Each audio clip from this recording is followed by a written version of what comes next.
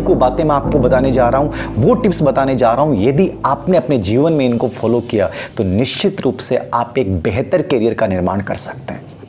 पहली चीज, समय प्रबंधन हमें सिखाता है कि जिंदगी में यदि आपको टाइम मैनेजमेंट का अनुपालन करना है तो पहली चीज आपको क्या तय करनी है? पहली चीज आपको तय करनी है एक लक्ष्य, एक विजन होना चाहिए। क्योंकि टाइम मैनेजमेंट किसका करोगे? जब तक जैसे वो कुंभकार जो है उसके माइंड में एक विजन होता है कि मुझे एक बहुत सुंदर घड़े का निर्माण करना है जो बहुत अच्छी कीमत पे बिके, वैसे ही आपको उस लक्ष्य का निर्माण करना है कि मुझे आईएएस बनना है, मुझे आरएस बनना है, मुझे शिक्षक बनना है, जो भी बनना है, डॉक्टर बनना है, इंजीनियर बनना है, वो मेरे दिमाग में होना चाहिए। अब्राहम लिंकन एक बहुत सुंदर बात बोलते हैं, जिंदगी में एक काम करो और वो काम ऐसा करो कि दुनिया में आप जैसा कोई दूसरा नहीं कर पाए। यदि आप एक साथ 4 से 5 चीजें करना चाहते हैं, जिंदगी में कभी सफल नहीं होंगे। यानी लक्ष्य में विजिलेंसशीलता नहीं होनी चाहिए, लक्ष्य केवल एक होगा और उस पूरे लक्ष्य पे आपको पूरा ध्यान केंद्रित करना है कि मुझे इस लक्ष्य को इस निर्धारित समय में और ऐसी क्रियाएं करते हुए प्राप्त करना है। तो पहला कार्य आपको क्या करना है? एक लक्ष्य, दूसरा विचार मन और मस्तिष्क में आना नहीं चाहिए। दोस्तों, जीवन हमारा एक बैंक अकाउंट की तरह है। बैंक अकाउंट कैसे? जैसे बैंक अकाउंट में पैसे जमा करते हैं, वैसे ही ये समय रूपी जीवन रूपी बैंक अकाउंट कैसे है? प्रतिदिन हमारे इस अकाउंट में 86,400 सेकंड जमा होते हैं।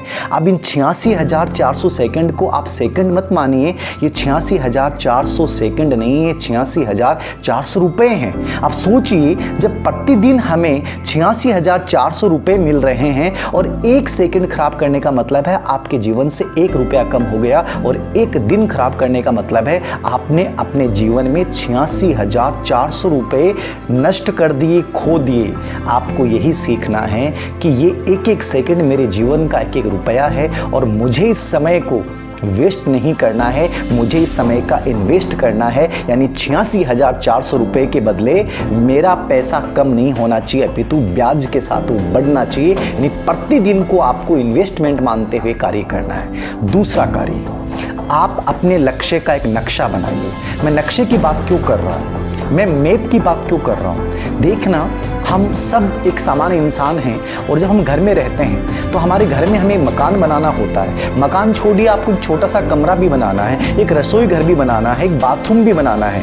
तो उस बाथरूम या उस रसोई घर को बनाने के लिए हम किसके पास जाएंगे? वास्तुकार के पास, स्थापत्यकार के पास, और हम उनसे पूछेंगे कि वो कैसे बने, किस जगह पे बनेगा, कितनी उसमें ईंटें लगेंगी, कितने उसमें पत्थर लगेंगे और उसमें किस किस सामग्री की आवश्यकता पड़ेगी। यानी पूरी योजना बनाते हैं, पूरी प्लानिंग बनाते हैं। जब एक भौतिक वस्तु का निर्माण करने के लिए हम एक नक्शा बना के कार्य करते हैं, तो जब जिंदगी की इतनी सुंदर इमारत आपको बनानी है तो वो क्या बिना नक्शे के बन सकती है? कभी नहीं बन सकती। आपको अपने जिंदगी के करियर का निर्माण करना है तो आपको ये पता होना चाहिए कि मैं जिस लक्ष्य की प्राप्ति के लिए कार्य कर रहा हूँ, उस लक्ष्य की प्राप्ति में मुझे किन किन किताबों की आवश्यकता पड़ेगी, किस किताब को मुझे कितना समय देना है और कितनी समय अवधि में मुझे इस कार्य को पूरा करना है। यानी पूरी माप आपके दिमाग में होनी चाहिए।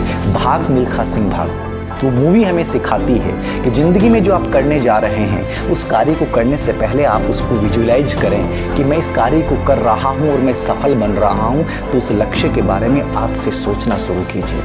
तीसरी बात, तीसरी टिप्स, समय प्रबंधन की तीसरी बड़ी व्यवहारिक तकनीक ये है कि जब भी आप सुबह मॉर्निंग में उठते हैं, उठने का मतलब ये है कि आपको अलार्म की ज़रूरत नहीं पड़नी चाहिए। उठने का मतलब है 4 बजे उठना है तो 4 बजे 5 बजे मैं स्टडी टेबल पे पहुंच जाऊंगा और वहां पहुंचते ही मेरा पहला कार्य क्या होगा? मेरे प्रतिदिन के कार्यों की मैं एक योजना बनाऊंगा। वो योजना क्या होगी? योजना ये होगी कि आज मेरे मोस्ट इंपॉर्टेंट अर्जेंट कार्य कौन से होंगे और ऐसे कार्य कौन से हैं जो इतने इंपॉर्टेंट नहीं है लेकिन प्रतिदिन उन पर मैं अपना समय वेस्ट करता हूँ। तो प्रतिदिन की एक योजना बनानी है और वो कार्य महत्वपूर्ण से अति महत्वपूर्ण से महत्वपूर्ण की ओर जाते हुए कम महत्वपूर्ण कार्य आपको अंतिम समय में करने हैं। और रात को सोने से पहले मूल्यांकन करना है कि जो मैंने टारगेट तय किए थे वो प्राप्त हुए कि नहीं हुए। यानी आपको मूल्यांकन आपका खुद करना है, अपना मेंटर आपको खुद बनना है। यदि आपने प्रतिदिन के कार्य तय कर लिए, टारगेट तय कर लिए और रात को सोने से पहले मूल्यांकन करना शुरू कर दिया तो आपका समय प्रबंधन इतना बेहतर बन जाएगा कि आप दुनिया की किसी भी बड़े से बड़े एग्जाम को क्रैक कर सकते हैं। और ये कोई नहीं करेगा, ये केवल आपको करना है। बस आपको ये ध्यान रखना है कि मेरी इन कार्यों में प्रायोरिटीज क्या है। प्रायोरिटीज का मतलब समझ रहे हैं कि मेरे लिए वो ऐसे कौन से कार्य हैं जो मेरी ज़िंदगी में करियर को बनाने के लिए बड़े महत्वपूर्ण हैं। बहुत से हम बच्चे हैं, स्टूडेंट्स हैं, और हम तैयारी करते हैं, और तैयारी करते समय हम बहुत से लोग फेसबुक, व्हाट्सएप, सोशल मीडिया पे इतना समय वेस्ट करते हैं। ये आपको समझना पड़ेगा। जो चीज़ मेरे लिए ज़रूरी नहीं है उन चीज़ों पे मुझे बचना है। मुझे ये तय करना है कि समय प्रबंधन की पहली रणनीति ये कहती है कि मोबाइल का यदि आप इस्तेमाल कर रहे हैं तो स्टूडेंट के लिए प्रतिदिन 15 घंटे वो एयरप्लेन मोड पे होना चाहिए। यानी 15 घंटे मुझे मेरा फ़ोन चालू नहीं करना तो नहीं करना। ये संकल्प यदि आप में है तो आप किसी भी करियर का निर्माण कर सकते हैं। और आप ये सोच रहे हैं कि ये सब चीज़ें मैं साथ लेके करूँगा, कभी नहीं कर पाओगे। तो प्रायोरिटीज़ तय कीजिए कि मेरी लाइफ में सबसे महत्वपूर्ण क्या है। चौथी तकनीक, समय प्रबंधन हमें सिखाता है कि आप अतीत पे ध्यान मत दें, भविष्य के बारे में मत सोचिए, आपको केवल वर्तमान पे ध्यान देना है। वर्तमान क्या है?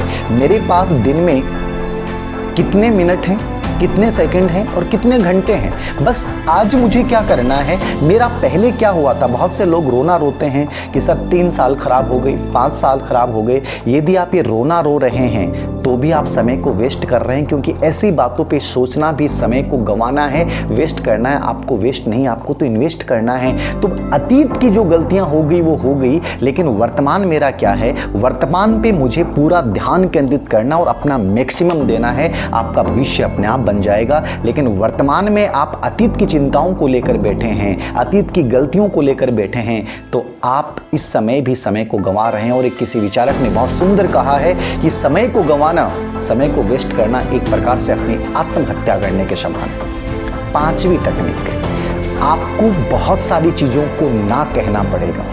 समय प्रबंधन ये कहता है कि हर चीज़ के लिए हाँ नहीं होनी चाहिए। ये ना वैसे नकारात्मक शब्द है, लेकिन समय प्रबंधन में सबसे बड़ा सकारात्मक शब्द है। जो चीज़ें मुझे मेरी लाइफ में डिस्ट्रैक्ट करती हैं उन्हें मेरी लाइफ से मुझे निकालना है। जो उत्सव मेरी लाइफ में ज़रूरी नहीं है उस समय उस उत्सव में भाग लेने के लिए मुझे ना कहना पड़ेगा। जो रिश्ते मुझे डिस्टर्ब करते हैं उनके लिए मुझे ना कहना पड़ेगा। जो गतिविधियाँ मेरी लाइफ को मेरे लक्ष्य से दूर लेके जा रही हैं उसके लिए मुझे ना कहना पड़ेगा।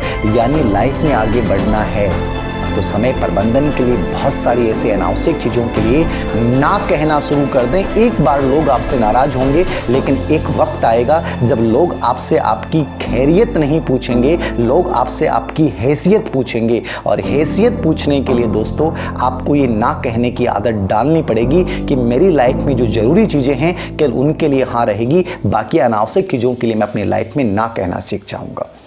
छठी टेक्निक, अगला कार्य आपको क्या करना है, स्मार्ट वर्क। समय प्रबंधन हमें सिखाता है कि हमें हार्ड वर्क तो करना है, लेकिन बहुत बार हम ऐसे उदाहरण देखते हैं कि लंबे समय तक हम प्रिपरेशन करते हैं, तैयारियां करते हैं और लेकिन सफल नहीं हो पाते हैं। लेकिन बहुत बार कम आयु के बच्चे सफल हो जाते हैं।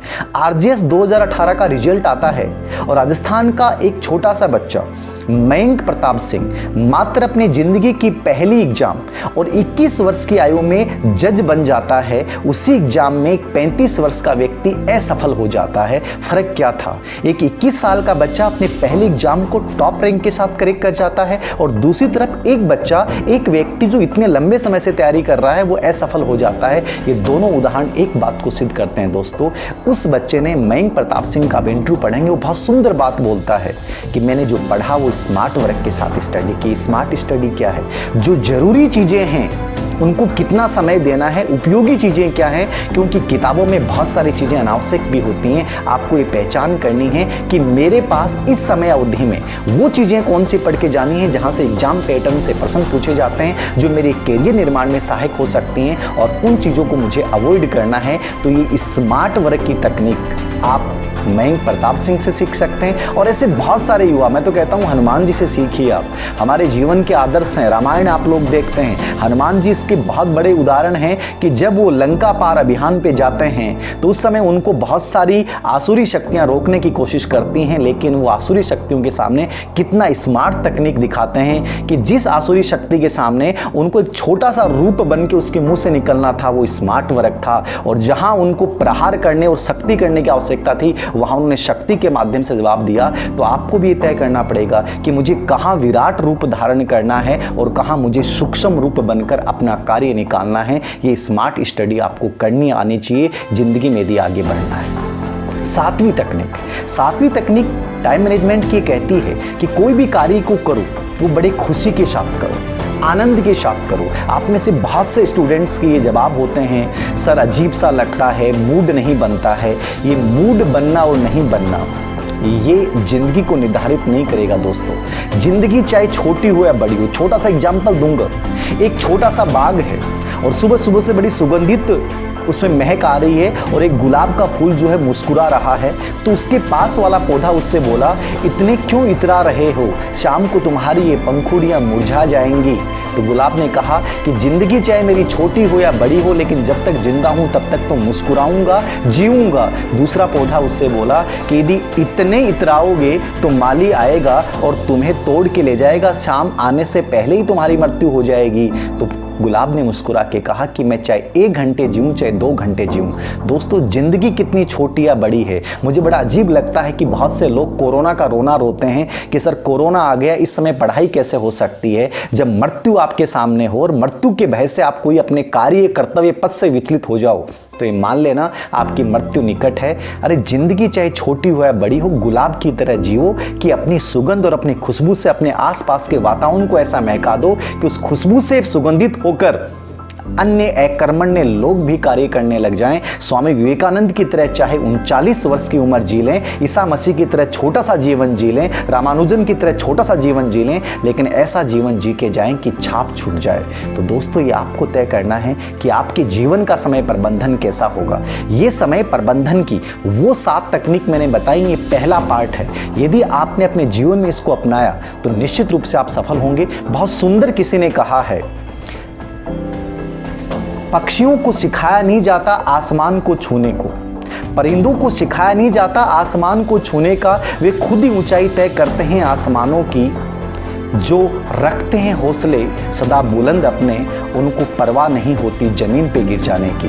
तो जब आपको पता है कि मुझे ये कार्य करना है और मेरे जीवन निर्माण में करना है, तो फिर परवाह किस बात की कर रहे हो, इंतजार किसका कर रहे हो कि एक वक्त आएगा और मेरा मूड बनेगा और मैं उस कार्य को अंजाम दूंगा। आपका वक्त अभी से शुरू होता है। नाउ स्टार्ट अप, मुझे करना है और अभी करना है। जिस दिन आपने संकल्प ले लिया, आपके जीवन की दशा और दिशा दोनों बदलनी शुरू हो जाएगी। तो ये समय प्रबंधन आपके जीवन को शून्य से शिखर तक पहुंचा सकता है। अब आपको तय करना है कि इस समय को गंवाना है या इस समय को इन्वेस्ट करना है। धन्यवाद।